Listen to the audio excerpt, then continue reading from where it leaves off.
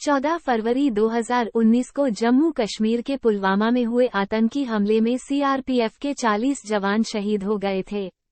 इस हमले को लेकर जम्मू कश्मीर के पूर्व राज्यपाल सत्यपाल मलिक ने हाल ही में एक बड़ा खुलासा किया था। मिशन 2024 की तैयारियों में जुटी कांग्रेस पार्टी ने मलिक के बयान को भुनाने में कोई कसर बाकी नहीं छोड़ी है। अमूमन रोजाना ही कांग्रेस पार्टी किसी न किसी बहाने पुलवामा हमले को उठा रही है। पार्टी का प्रयास है कि पुलवामा के जिनको लंबे समय तक जिंदा रखा जाए। मंगलवार को पार्टी से जुड़े रिटायर कर्नल रोहित चौधरी और विंग कमांडर अनुपमा आचार्य ने केंद्र सरकार के समक्ष पुलवामा हमले को लेकर सवालों की बौछार कर दी है। आखिर 2500 सीआरपीएफ जवानों को एयरक्राफ्ट क्यों नहीं दिए गए? इस सवाल को लेकर कांग्रेस पार्टी ने मोदी सरकार से श्वेत पत्र प्रकाशित करने की मांग की है। पिछले सप्ताह सत्यपाल मलिक ने अपने एक साक्षात्कार में पुलवामा आतंकी हमले को लेकर बड़ा खुलासा किया था। इसी आधार पर विपक्षी नेताओं ने केंद्र सरकार को घेरना शुरू कर दिया। राहुल गांधी ने अपने ट्वीट में लिखा, प्रधानमंत्री जी को करप्शन से कोई बहुत नफरत नहीं है। इसके बाद कांग्रेस पार्टी ने लगभग 4.5 मिनट का एक वीडियो जारी कर दिया।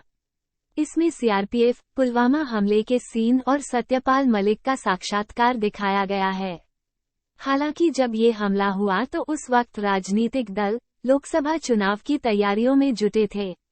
कांग्रेस की तरफ से दबी जुबान में इस मामले को उठाने का प्रयास हुआ, लेकिन भाजपा के राष्ट्रवाद के आगे पार्टी का एजेंडा आगे नहीं बढ़ सका। यहाँ तक कि पार्टी के भीतर ही पुलवामा हमले को लेकर अलग तरह के सुर सुनने को मिले थे। ये बहुत ही सीरियस सवाल है जो कि सिक्योरिटी एजेंसीज जो वहां पर अपनी जान को जोखिम में डालकर देश की एकता और अखंडता को बचाने के लिए J&K के अंदर और बॉर्डर्स के ऊपर और नॉर्थ ईस्ट के अंदर जो अपनी अनफ्लिंचिंग लॉयल्टीज के साथ वहां पर काम कर रहे हैं, और अगर उनको जो बैकबोन सपोर्ट इंटेलिजेंस नेटवर्क की मिलनी चाहिए, अगर वो ना मिले तो उनके लिए बड़ा ऑपरेट करना बड़ा मुश्किल हो जाएगा। तो इन सब चीजों का संज्ञान और आप लोगों को बताते हुए मैं डिफेंस फ्रेटर्निटी की तरफ से और देश के सैनिकों की तरफ से और देश की तरफ से ये मैं सवाल उठाना चाहता हूं कि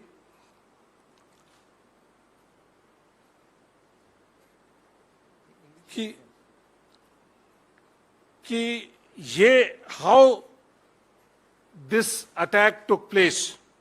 nation wants to know that why and how this attack took place, why and how there was an intelligence failure, why and how the accountabilities were not fixed on CRPF, MHA, NSA, PMO, and why and how the RDX has been floating around in that general area for 10 to 12 days.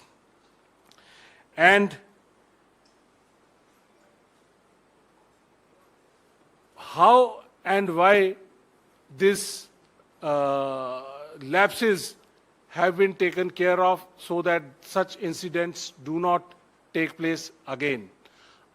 और 4 साल बीत चुके हैं and सरकार ने अभी तक इसके बारे में कोई जिक्र नहीं किया। 17 लोग इसके अंदर उन्होंने नामित किए, जिनमें से 7 लोगों को मौत के घाट उतारा जा चुका है। कुछ लोग आज भी बाहर घूम रहे हैं। तो हम सरकार से जानना चाहते हैं कि हम डिमांड करते हैं कि वो एक वाइट पेपर इस पूरे इंसिडेंट के ऊपर लेकर आएं, ताकि देश को मालूम चले कि असलियत क्या थी, क्या हुआ, किसकी गलतियां थी, किनकी वजह से हमारे सैनिकों ने शहादत दी और किन को सरकार बचाना चाहती है। ऐसा एक श्वेत पत्र उनको लाना चाहिए। आपको याद होगा पुलवामा का हमला हुआ, सीआरपीएफ के 40 जवान शहीद हो गए। आप ही के लोगों ने, मीडिया के साथियों ने, तब हमारे नेता राहुल गांधी जी के सामने माइक रखते हुए पूछा था कि क्या इंटेलिजेंस फेलियर नहीं है, क्या इसको हवाई मार्ग से नहीं लाया जा सकता था।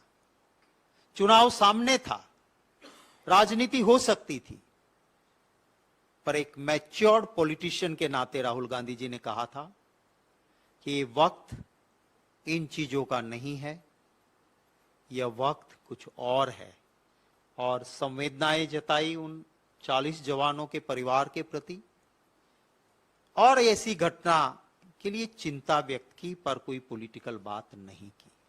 वीडियो देखने के लिए धन्यवाद। नई वीडियो की नोटिफिकेशन के लिए चैनल को सब्सक्राइब करें।